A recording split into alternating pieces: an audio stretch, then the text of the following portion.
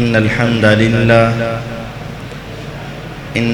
لله نحمده ونستعينه ونستغفره ونعوذ بالله من شرور أنفسنا ومن سيئات أعمالنا من يهده الله فلا مضل له ومن يضلل فلا هادي له أشهد أن لا إله إلا الله وحده لا شريك له وأشهد أن محمدًا عبده ورسوله صلى الله عليه وسلم أما بعد فإن خير الحديث كتاب الله وخير الهدي هدي محمد صلى الله عليه وسلم وشر الأمور محدثاتها وكل محدثة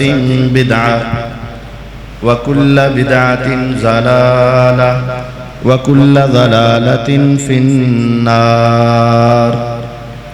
أعوذ بالله السميع العليم من الشيطان الرجيم. بسم الله الرحمن الرحيم. يا أيها الناس اتقوا ربكم الذي خلقكم من نفس واحدة وخلق منها زوجها وبث منهما رجالا كثيرا ونساء واتقوا الله الذي تساءلون به والأرحام إن الله كان عليكم رقيبا. يا أيها الذين آمنوا اتقوا الله حق تقاته ولا تموتن إلا وأنتم مسلمون. يا أيها الذين آمنوا اتقوا الله وقولوا قولا سديدا يصلح لكم أعمالكم ويغفر لكم ذنوبكم ومن يطع الله ورسوله فقد فاز فوزا عظيما. رب اشرح لي صدري ويسر لي أمري واحلل عقدة من لساني يفقهوا قولي واجعل لي وزيرا من أهلي. وقال جل وعلا في مقام آخر وإذ قال إبراهيم رب اجعل هذا بلدا آمنا وارزق أهله من الثمرات من آمن منهم بالله واليوم الآخر قال ومن كفر فأمتعه قليلا ثم أضطره إلى عذاب النار وبئس المصير. وإذ يرفع إبراهيم القواعد من البيت وإسماعيل ربنا تقبل منا إنك أنت السميع العليم. ہر قسم کی حمد و ثنا اللہ وحدہ لا شریک کے واسطے ہیں. درود و سلام نبی دو جہاں احمد مجتبیٰ جناب محمد الرسول اللہ صلی اللہ علیہ وسلم کی ذات بابرکات کے لیے ہیں. مختصر حمد و صلات کے بعد معزز سامعین کرام، معززات سامعات، اللہ رب العزت کا انعام اور احسان ہے کہ اللہ تعالیٰ نے ہمیں اس موقع پر جمع ہونے کی توفیق عطا فرمائی. آپ احباب سے گزارش ہے جو بھائی تھوڑا تھوڑا قریب ہو سکتے ہیں ابھی قریب ہو جائیں، اور جو بعد میں آئیں ان کو جگہ مل جائے، اور کوئی بھی ایک دوسرے کو کراس کر کے آگے نہ. اللہ تعالیٰ نے اس زمین اور آسمان کو بنایا. اس کو بنانے کے بعد پوری دنیا ابھی خالی تھی. ایک گھر بھی اس جگہ پر تعمیر نہیں تھا. ان اول بیت وضع للناس लल्लज़ी बिबक्कता मुबारकन व हुदल लिल आलमीन। अल्लाह ताला ने सबसे पहले इस ज़मीन पर जो घर तामीर करवाया वो किसका घर था? अल्लाह का, बैतुल्लाह जिसे कहा जाता। और जनाब मुहम्मदुर रसूलुल्लाह सल्लल्लाहु अलैहि वसल्लम भी जब मक्के को छोड़कर मदीना हिजरत करके गए तो आपने कुबा बस्ती में पहला क़याम किया और उधर आपने जाते ही सबसे पहले एक मस्जिद बनवाई जो आज भी मस्जिद कुबा के नाम से मारूफ है। और फिर आप वहां से निकले और मदीना के वस्त में पहुंचे। आपका अपना घर नहीं, मकान नहीं, आप अपनी ऊंटनी पर सवार हैं और मदीने का हर शख्स ये चाहता है कि हुजूर हमारे मेहमान बने।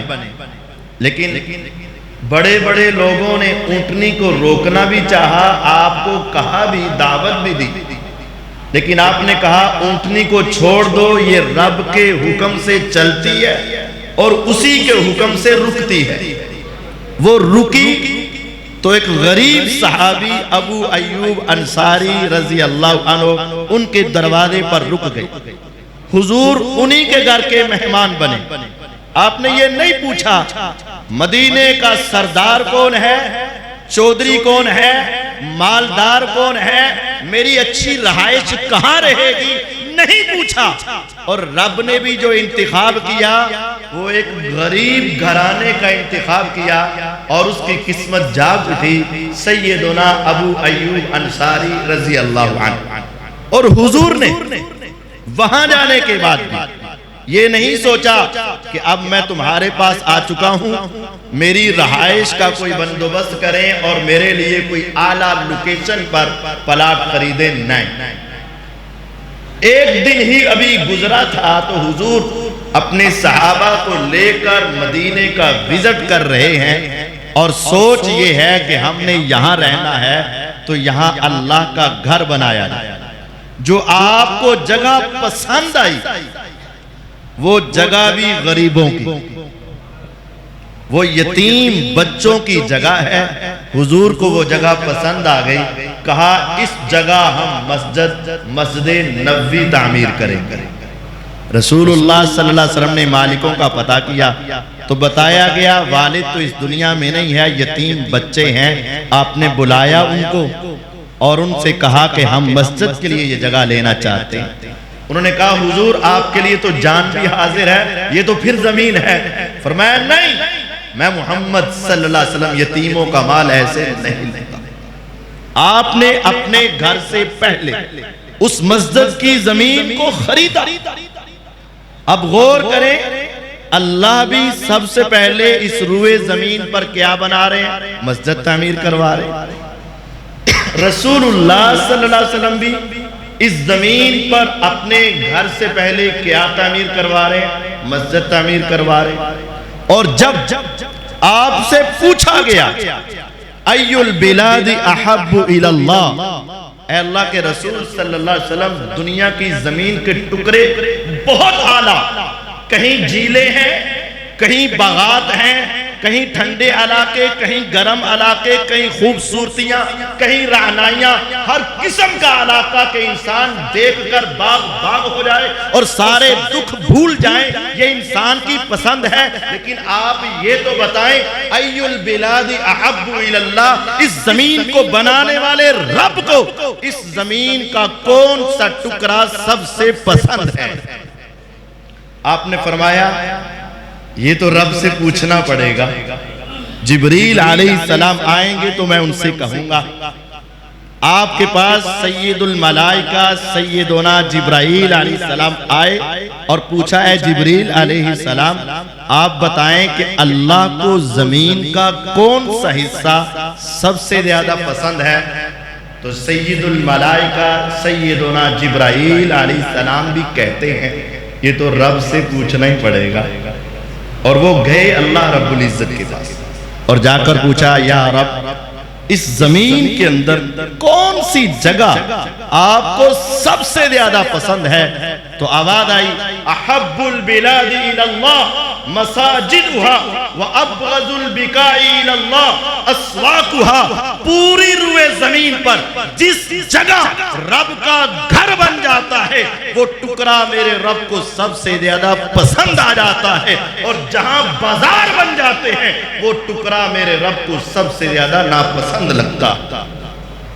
وہاں فحاشی، وہاں عریانی، وہاں جھوٹ، وہاں دھوکے، وہاں فراڈ، وہاں ظلم، وہاں ستم، وہاں سود، وہاں چوریاں، وہاں غلط کام، اور یہاں بیٹھ کے آنے والا بھی خوش قسمت ہے، بیٹھنے والا بھی خوش قسمت ہے، یہاں بیٹھ کر جانے والا بھی خوش قسمت ہے، اس گھر کو بنانے والا بھی خوش قسمت ہے، اور اس گھر کو آباد کرنے والا بھی خوش قسمت ہے۔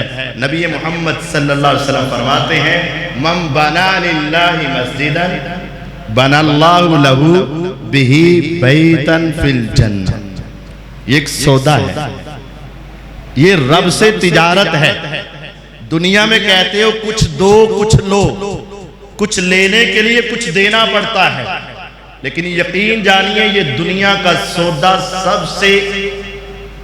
سب سے آسان سودا ہے، سب سے قیمتی سودا ہے۔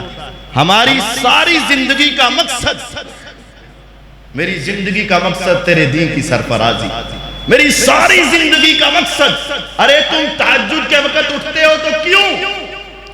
ارے تم رات کو عشاء کی نماز پڑھنے کے بعد تراویح کے اندر تھکتے ہو تو کیوں؟ اپنی نگاہوں میں حفاظت رکھتے ہو تو کیوں؟ اپنے دل کی تمناؤں کو روکتے ہو تو کیوں؟ اپنی خواہشات سے پیچھے ہٹتے ہو تو کیوں؟ اپنی ساری باتوں کو چھوڑ کر قرآن اور حدیث کو آگے رکھتے ہو تو کیوں؟ صرف ایک ہی خواہش ہوتی ہے، میرا رب میرے اوپر راضی ہو جائے اور مجھے جنت مل جائے، جہنم سے آزادی ہو جائے، یہی مقصد ہے۔ لیکن کتنا آسان ہے، من بنا للہ مسجدا بنا اللہ لہ بہ بیتا فی الجنہ۔ میرا رب کہتا ہے مجھ سے سودا کر لو، تم زمین میں میرا گھر بنا دو، میں پکا وعدہ کرتا ہوں میں تمہارے لیے جنت میں تمہارا گھر بنا دوں گا۔ کتنا آسان سودا۔ یہاں کی زمین تیرے پاس کبھی نہیں رہے گی۔ کہتے ہیں ایک انتقال ہوتا ہے کہ بندے کے نام زمین لگتی ہے، ایک انتقال ہوتا ہے کہ بندہ زمین کے نام لگ جاتا ہے۔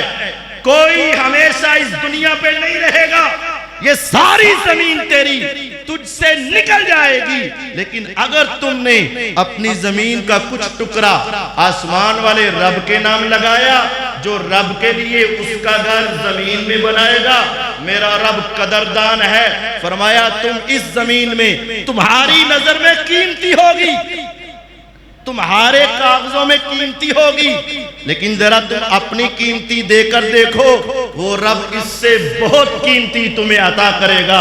موضع صوت فی الجنہ خیر من الدنیا وما فیہا۔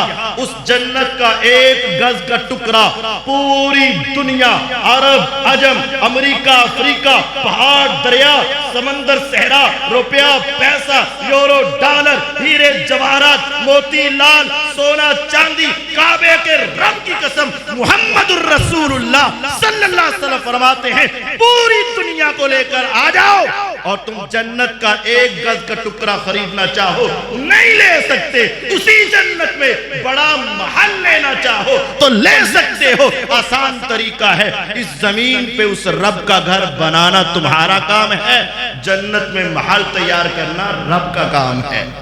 لیکن شرط ہے، اس میں ایک شرط ہے، نیت خالص، نیت خالص ہو، تیرا تھوڑا سا حصہ بھی اللہ قبول فرما لیں گے۔ نیت میں فتور آ گیا، نیت میں شرارت آ گئی، نیت کے اندر خرابی آ گئی، میں نے وقف کی ہے، میں نے دی ہے، یہ پنکھے میں نے لگوائے ہیں، یہ چھت میں نے ڈلوائی ہے، یہ میں نے کام کروایا ہے، چودھری بننے لگے، کعبے کے رب کی قسم دنیا بھی تباہ ہو گئی، آخرت بھی برباد ہو گئی۔ حدیث ہے رسول اللہ صلی اللہ علیہ وسلم کی، میرے رب بلائیں گے، ہاں بندے بتا کیا کیا؟ یا رب میں نے تیرے راستے میں سارا مال وقف کیا۔ میرا رب کہے گا کذبتا، بکواس کرتا ہے، جھوٹ بولتا ہے، تو نے دنیا میں چاہا کہ دنیا تجھے سخی کہے، چودھری کہے، سردار کہے، سیٹھ کہے، مالدار کہے، جاؤ جا کے دنیا سے لے لو، میں رب کے پاس تیرے لیے کچھ نہیں ہے۔ اگر اخلاص کے ساتھ، حدیث ہے سنن ابن ماجہ حدیث کی کتاب، اس میں آقا کا یہ فرمان ہے، جس نے اللہ کے لیے گھر بنایا کمفحسی قطات، ایک پرندے کے گھونسلے کے برابر، پرندے کے گھونسلے کے برابر گھر بنا دیا۔ میرا رب کہتا ہے بنایا تو تو نے ہے نا، جاؤ میں تیرے لیے بھی جنت کا محل تیار کر دیتا ہوں۔ اب سوچیں پرندے کے گھونسلے کے برابر کیا مسجد بن سکتی ہے؟ یوں سمجھے یہ میز ہے، یہ میرا پرندے کے گھر سے کتنا بڑا میز ہے، لیکن یہاں نماز تو پڑھی نہیں جا سکتی۔ اس کا مطلب یہ ہے جس نے اتنی جگہ لے کر دے دی، جس نے اتنی جگہ کی تعمیر کا خرچہ اٹھا لیا، جس نے اتنی جگہ کا حصہ ڈال لیا، لیکن نیت خالص ہے، اللہ کی قسم میرا رب اسے بھی قبول کر لیتا ہے اور اسے بھی جنت عطا فرما دیتا ہے۔ نیت خالص۔ آپ غور کریں، کہاں ہم، کہاں وہ انبیاء، نبیوں کے باپ، نبیوں کے دادا، نبیوں کے پردادا، نبیوں کے بڑے۔ وَإِذْ يَرْفَعُ إِبْرَاهِيمُ الْقَوَاعِدَ مِنَ الْبَيْتِ وَإِسْمَاعِيلِ، ایک جد الانبیاء ابراہیم علیہ السلام اور ایک ان کے بیٹے اسماعیل علیہ السلام، دونوں عظیم ہستیاں بیت اللہ بنا رہے ہیں۔ اپنی مرضی سے بنا رہے ہیں؟ نہیں، کس نے کہا ہے؟ رب تعالیٰ نے۔ کیا بن رہا ہے؟ بیت اللہ دوبارہ تعمیر ہو رہا ہے۔ کون کر رہے ہیں؟ باپ بھی پیغمبر، بیٹے بھی پیغمبر، ایک مصری ہے، ایک مزدور ہے، بنا رہے ہیں اور ساتھ دعا کیا کر رہے ہیں؟ ربنا تقبل منا، مولا ہم تیرے پیغمبر، تیرے نبی، تیری دنیا میں سب سے عظیم، لیکن ہماری بھی یہ کیفیت ہے، ہم چاہتے ہیں ہماری یہ نیکی قبول ہو جائے۔ اگر ان کو یہ دعا کی ضرورت ہے، مجھے اور آپ کو یہ دعا کی اشد ضرورت ہے، بہت زیادہ ضرورت۔ ہر نماز میں دعا مانگے، ہر نماز سے پہلے دعا مانگے، ہر نماز کے بعد دعا مانگے، یا رب یہ تیرا فضل ہے، تو نے ہم سے یہ کام لیا، یہ میرا کوئی اس کے اندر اختیار نہیں اور میری کوئی اس میں بڑائی نہیں، یہ تیرا رحم اور کرم ہوا، تو نے یہ اختیار دیا، ہم نے یہ کام کیا، اب ہمارا قبول کر لے۔ اگر یہی قبول ہو گیا تو نجات کے لیے کافی۔ مسجد بنانی تھی، بن گئی، انشاءاللہ اگر نیت خالص ہوئی تو جنت میں محل تیار ہو چکا ہے۔ لیکن آگے کرنے کا کام کیا ہے؟ آگے کرنے کا کام ہے اس مسجد کو آباد کیا جائے۔ اس مسجد کی آبادی کیسے؟ سب سے پہلا کام ما کان لهم ان يدخلوها الا خائفین۔ پہلے پارے میں اللہ فرماتے ہیں جو مسجد کے وارث ہوتے ہیں نا، جو مسجد کی انتظامیہ ہوتے ہیں، جو مسجد کے چودھری ہوتے ہیں، ما کان لهم ان يدخلوها الا خائفین، ان کا حق یہ تھا کہ جب مسجد میں داخل ہوں تو ان کے دل خوف سے کانپنے لگ جائیں۔ چودھری نہ بنے، بڑے نہیں بنے، مسجد میں آئیں تو اپنے آپ کو حقیقی خادم سمجھیں اور حقیقی خادم بنانے کی کوشش کریں۔ حقیقی خادم کیا ہے؟ مسجد کی صفائی کریں، مسجد کی صفائی کریں۔ مسجد کی صفائی کرنا بہت عظیم عمل ہے۔ رسول اللہ صلی اللہ علیہ وسلم، ان سے پاک ہاتھ کس کا ہوگا؟ کسی کا نہیں۔ ان سے خوبصورت ہاتھ کس کا ہوگا؟ کسی کا نہیں۔ سیدنا انس فرماتے ہیں میں نے آقا کے ہاتھ کو دبایا، اللہ کی قسم ریشم سے نرم پایا۔ میں نے آپ کے ہاتھ کو سونگا تو کستوری کی خوشبو آ رہی تھی، اور میں نے اپنی آنکھوں سے پڑھا، صحیح بخاری میں حضور نماز پڑھا رہے تھے، اچانک محراب میں نظر گئی، سامنے نظر گئی، سلام جب پھیرا تو آپ اٹھے. یہ بات بڑی قابل غور ہے میرے لیے بھی اور آپ کے لیے بھی. میرے لیے بھی ہے اور آپ کے لیے بھی. کیا ہمارے ہاتھ حضور سے اچھے ہیں؟ کیا ہماری عزت حضور سے بڑھ کر ہے؟ یہ سوچنا بھی گناہ ہے. میرے آقا نے سلام پھیرا, کھڑے ہوئے, اپنے ہاتھ سے مسجد کی دیوار کو صاف کیا. پھر آپ نے پوچھا یہ مسجد کی اس دیوار پہ بلغم کس نے پھینکی؟ کیا تھی؟ بلغم. میرے آقا یہ بھی کہہ سکتے تھے صحابہ اٹھو صاف کرو. اللہ کی قسم ہر صحابی آگے بڑھتا, کوئی پیچھے نہ رہتا. لیکن آپ کہہ سکتے تھے, نہیں کہا. کیوں؟ آپ سمجھتے تھے مسجد کی صفائی نبیوں کا کام ہے, مسجد کی صفائی اللہ کے ولیوں کا کام ہے. آپ نے صفائی کی. پھر آپ نے کہا یہ کس نے کہا, یہ کس نے یہاں بلغم پھینکی؟ کہنے والے نے کہا امام صاحب کو نماز میں بلغم آئی اور انہوں نے آگے پھینک دی. فرمایا سنو, آج کے بعد وہ شخص مصلی امامت پہ نہیں آ سکتا جس کو مسجد کی صفائی کا خیال نہیں. ہمیں چاہیے کہ مسجد کی صفائی کریں, خود صفائی کریں. واحدنا الی ابراہیم و اسماعیل ان طہر بیتی للطائفین. میرے رب کہتے ہیں میں نے ذمہ داری لگائی تھی سیدنا ابراہیم علیہ السلام کی اور سیدنا اسماعیل علیہ السلام کی. رب کہتے ہیں میں نے ذمہ داری لگائی. یا رب آپ نے کیا ذمہ داری لگائی؟ فرمایا ان طہر بیتی, اے پیغمبرو تمہاری ذمہ داری ہے کہ بیت اللہ کو تم نے صاف کرنا. مسجد کی صفائی تمہاری ذمہ داری. آپ آئے, پوچھا وہ ایک بوڑھی اماں تھی جو مسجد کے ایک کونے میں اس کا ایک خیمہ تھا, جس کا کوئی گھر بار نہیں تھا, کوئی خاندان نہیں تھا, کوئی رشتہ دار نہیں تھا, کوئی اس کے لیے ٹھکانہ نہیں تھا. ہم نے مسجد کے کونے میں اس کا خیمہ بنایا تھا. کچھ دنوں سے نظر نہیں آ رہی اماں. کہا حضور آپ کو کیسے نظر آئے؟ وہ ایک رات فوت ہوئی, خاندان تو اس کا تھا نہیں, رشتہ دار تھے نہیں. صحابیات نے غسل دیا, صحابہ نے جنازہ پڑھایا. رات تھی, ہم نے آپ کو بیدار نہیں کیا, آپ کے آرام میں خلل نہیں ڈالا, اور صحابہ نے مل کر اس کی تدفین کر دی. اب آپ یہ بھی کہہ سکتے تھے جس طرح ہم کہتے ہیں قاری صاحب دعا کرو, تو آپ بھی کہہ سکتے چلو نماز تو بھائی یا کرانا میں دعا کر دوں گا. نہیں, ایسا نہیں. میرے پیغمبر علیہ السلام فوراً اٹھے, کہا ارے تم نے اتنی عظیم عورت کو دفن کیا اور مجھے نہیں بتایا, اور میں محمد صلی اللہ علیہ وسلم اس کا جنازہ نہیں پڑھ سکا. مجھے اس کی قبر پر لے جاؤ. صحیح بخاری کی حدیث ہے, میرے آقا علیہ السلام اٹھے, صحابہ اٹھے, آپ چل کر گئے. وہ چودھری نہیں تھی, سردار نہیں تھی, مال و دولت والی نہیں تھی, خاندان اعلیٰ نہیں تھا, صرف ایک کمال تھا کہ وہ مسجد کی صفائی کرتی. بس ایک خوبی تھی. میرے پیغمبر علیہ السلام اٹھے, چل کر گئے, قبرستان پہنچے, قبر کا پتہ کیا. صحابہ نے بتایا, آپ نے فرمایا پیچھے صفے بنا لو, میں محمد صلی اللہ علیہ وسلم اس کا جنازہ ضرور پڑھنا چاہتا. کتنی عظیم عورت ہو. کیا ہے؟ مسجد کی صفائی. مسجد کی صفائی رکھیں, مسجد کو آباد کریں. نماز پڑھنے کے لیے آئیں, اندھیرا ہو تب بھی آئیں, سویرا ہو تب بھی آئیں. ہر وقت مسجد سے تعلق جوڑیں, مسجد کے ساتھ اٹیچ ہو جائیں, مسجد کے ساتھ آنا جانا رکھیں. جتنا گہرا تعلق تمہارا مسجد سے ہوگا. بشر المشائین فی الظلم بالنور التام یوم القیامہ.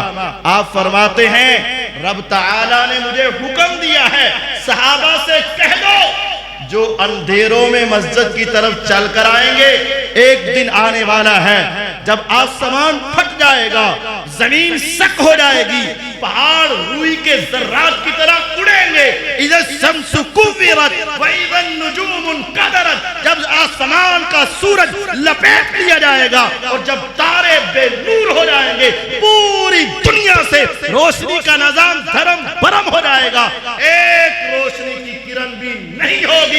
ان صحابہ سے کہہ دو آج دنیا دنیا کے اندھیروں میں چل کر رب کے گھروں کے مہمان بنو. میرا رب تمہیں وعدہ کرتا ہے قبر سے اٹھو گے ساری دنیا اندھیرے میں ہوگی لیکن تم نے اندھیرا پہلے دیکھ لیا, اس کے بدلے میں رب تمہاری آنکھوں میں ایسا نور پیدا کرے گا کہ تمہارے لیے ساری دنیا روشن ہو جائے. اس روز کی روشنی چاہتے ہو تو ان اندھیروں میں چل کر مسجد میں آؤ. اور جو شخص مسجد کی طرف آتا ہے, اب سوچیں دنیا کے بڑے بڑے گھر ہیں, وزیر اعلیٰ ہاؤس ہے, گورنر ہاؤس ہے, وزیر اعظم ہاؤس ہے, وائٹ ہاؤس ہے, فلاں ہے فلاں ہے. اللہ کی قسم وہاں چل کر جاؤ, تیرے چلنے کی کیا حیثیت ہے. لیکن میرا رب کہتے ہیں میرے گھر کی طرف چل کے آؤ. کوئی بھی چل کر آ جائے, ایک قدم اٹھائے گا ایک نیکی مل جائے گی, دوسرا قدم اٹھائے گا ایک گناہ معاف ہو جائے گا, اور ان دونوں قدموں پر میرا رب اس کے درجات کو بھی بلند فرما دے گا. نیکیاں بھی مل گئیں, گناہ بھی معاف ہو گئے, درجات بھی بلند ہو گئے. مسجد میں آ گیا, بیٹھ گیا, نماز پڑھی, فرمایا جب یہ واپس جائے گا میرا رب اس کے واپس کے بھی ایک ایک قدم پہ اس کو نیکیاں بھی عطا کریں گے, گناہ بھی معاف کریں گے. ابھی معافی مانگی نہیں, ابھی ثواب اسی طرح مل رہا ہے, صرف چل کر آ رہا ہے. اور جو شخص ذرا گھر سے باوضو ہو کر چل کر آ گیا, وضو کیا گھر سے, توجہ رکھی مسجد کی طرف, باوضو ہو کر آیا, من خرج من بیتہ متطہرا الی صلاۃ مکتوبہ فاجرہ کاجر الحاج المحرم. حج کا موسم آ رہا ہے, جس نے جانا ہے بڑا شوق سے تڑپ رہا ہے, تیاریاں ہو رہی ہیں, لاکھوں روپے لگ رہے ہیں, دعائیں ہو رہی ہیں. ہم بھی کہتے مولا سبھی کو لے جا اور سبھی کا قبول فرما. لیکن سوچو, حدیث ہے حدیث, جو شخص باوضو ہو کر فرض نماز پڑھنے کے لیے اپنے گھر سے نکلا, میرے پیغمبر علیہ السلام کہتے ہیں رب کو اپنے گھر میں آنے والے مہمان کی یہ قدر ہے. رب کہتے ہیں جو باوضو ہو کر فرض نماز پڑھنے آئے گا فَأَجْرُهُ كَأَجْرِ الْحَاجِ, اس کا اجر حاجی کے اجر کے برابر ہے. المحرم, جس نے احرام کی حالت میں حج کیا, اللہ اس کے حج کے برابر اس کو ثواب عطا فرما دیں گے. حج کے برابر ثواب.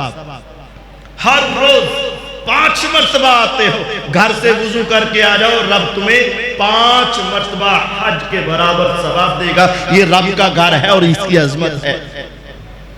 اور جب تم اس گھر میں آ کر بیٹھ جاؤ اور نماز کا انتظار کرنے لگو, ایک نماز پڑھ لی, دوسری نماز کا انتظار, دوسری نماز پڑھ لی, تیسری کا انتظار, تمہارا دل اس مسجد سے جڑ گیا.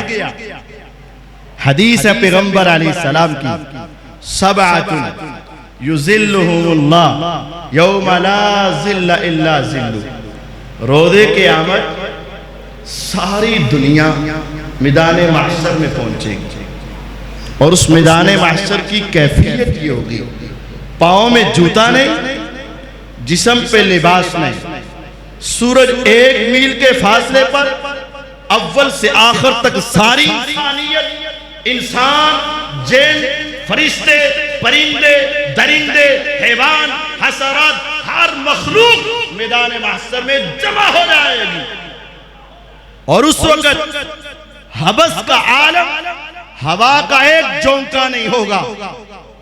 سورج کی تپش اس قدر زیادہ, وَتَرَى النَّاسَ سُكَارَى وَمَا هُمْ بِسُكَارَى وَلَكِنَّ عَذَابَ اللَّهِ شَدِيدٌ. یوں سمجھو گے جیسے یہ نشئی ہے, نشہ پیا ہوا ہے. نشہ نہیں, تیرے رب کے عذاب کی سختی ہے, گرمی کی تپش ہے, دنیا بے ہوش ہو رہی ہے.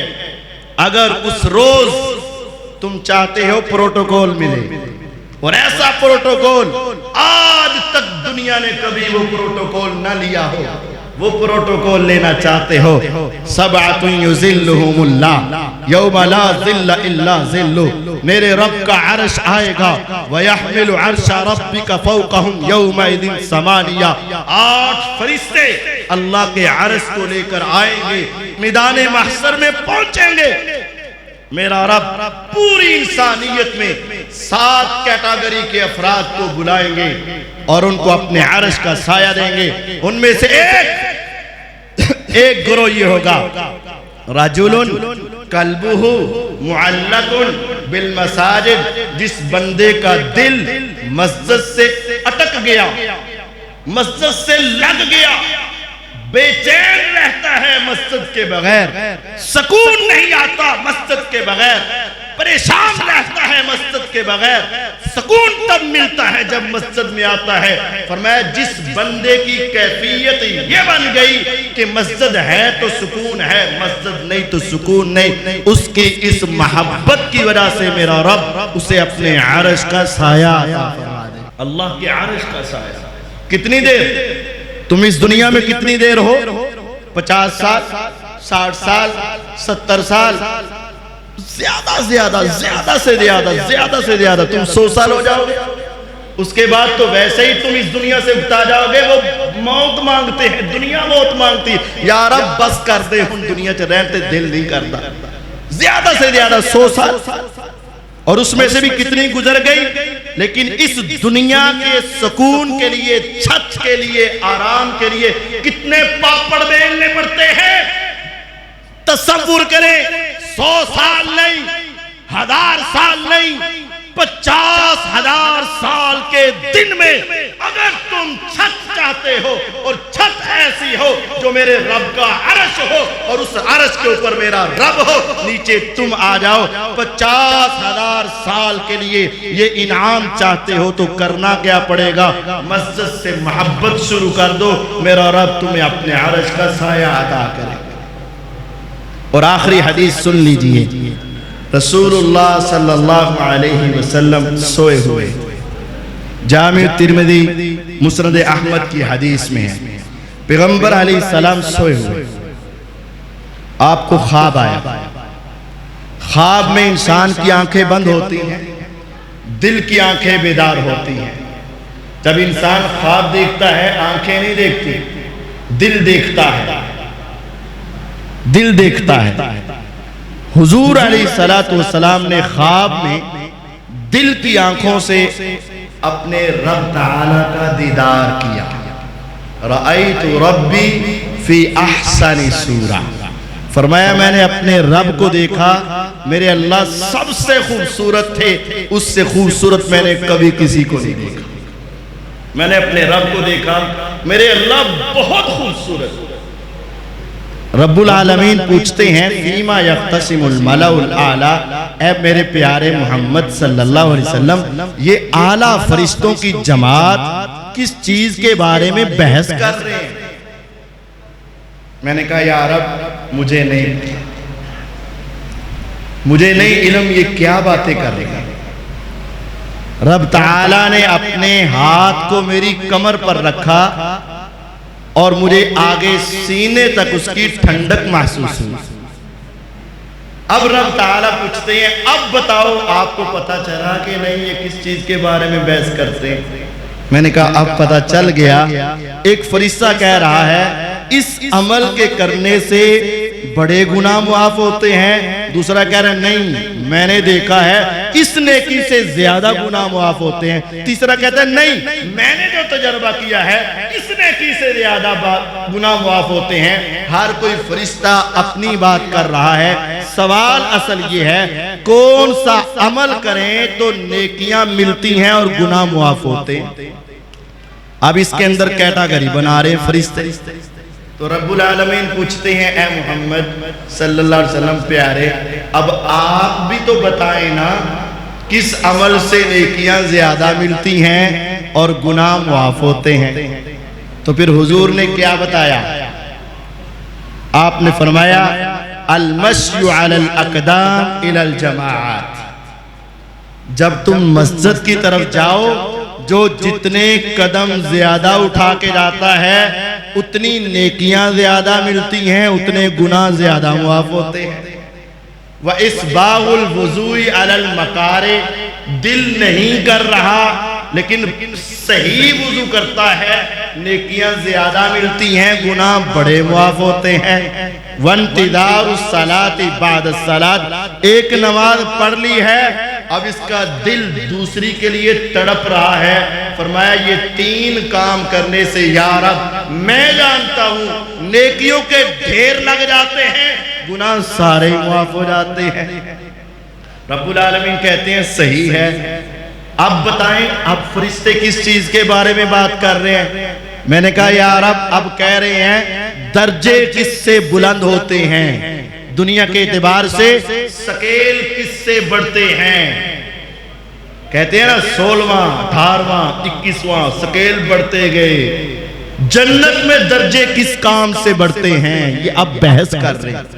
تو اللہ تعالیٰ فرماتے ہیں پیارے آپ بھی تو بتاؤ نا، فرمایا افشاء السلام وَإِطْعَامُ الطَّعَامِ وَالصَّلَاةُ بِاللَّيْلِ وَالنَّاسُ نِيَامٌ، یا رب جو میں جانتا ہوں جو بندہ ہر ایک کو سلام کرتا ہے چودھری نہیں بنتا، بڑا نہیں بنتا، میں کا تو سلام کرنا سارے منو کرنا، نہیں چھوٹا نظر آیا اس کو سلام، بڑا نظر آیا اس کو سلام، اپنا نظر آیا اس کو سلام، بیگانہ نظر آیا اس کو سلام، اس کی زبان جب بھی ملتی ہے جھک کر کرتا ہے سلام سلام سلام سلام، اس کے درجے بلند ہو جاتے ہیں۔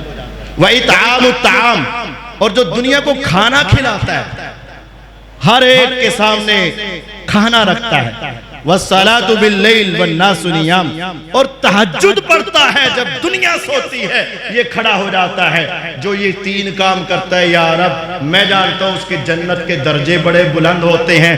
پھر اس کے بعد پیغمبر علیہ السلام کا ایک عظیم الشان جملہ، من فعل ذلك عاش بخیر ومات بخیر، لوگوں سنو جس نے یہ کام کر لیے میں محمد صلی اللہ علیہ وسلم سے گارنٹی دیتا ہوں جیے گا تو شان سے، مرے گا تو ایمان سے، جب تک زندہ رہے گا شان سے زندہ رہے گا، جب موت آئے گی ایمان سے موت آئے گی۔ مسجد سے تعلق، مسجد کی طرف آنا، ایک نماز کے بعد دوسری نماز کا انتظار، مسجد کی صفائی، مسجد کی آبادی کا خیال رکھنا، یہ ہماری ذمہ داری ہے۔ اللہ تعالیٰ اس مسجد کو رہتی دنیا تک آباد فرمائے اور اس کے آباد کرنے والوں کے دونوں جہانوں کو آباد فرمائے اور سب کا یہ تعاون قبول فرمائے۔ وآخر دعوانا ان الحمدللہ رب العالمین۔ اللہ اکبر، اللہ اکبر، اللہ اکبر، اللہ اکبر، اشہد ان لا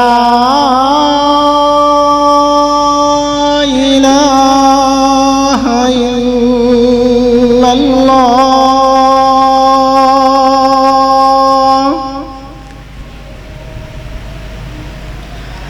اشہد ان لا الہ الا اللہ،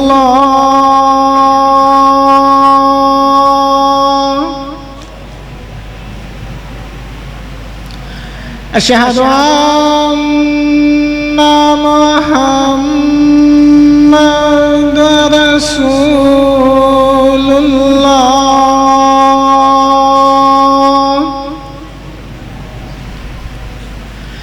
اشہد ان محمد رسول اللہ،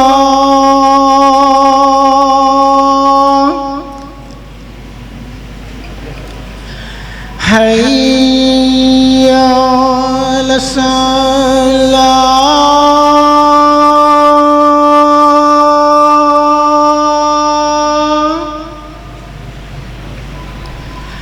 حی علی الصلاۃ،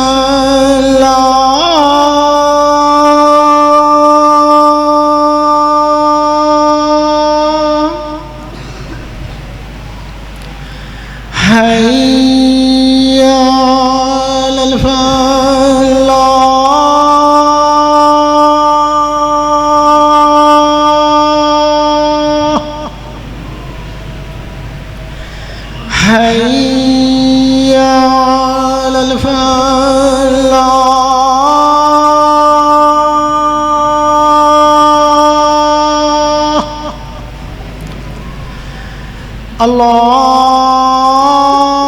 الله أكبر الله أكبر لا إله إلا الله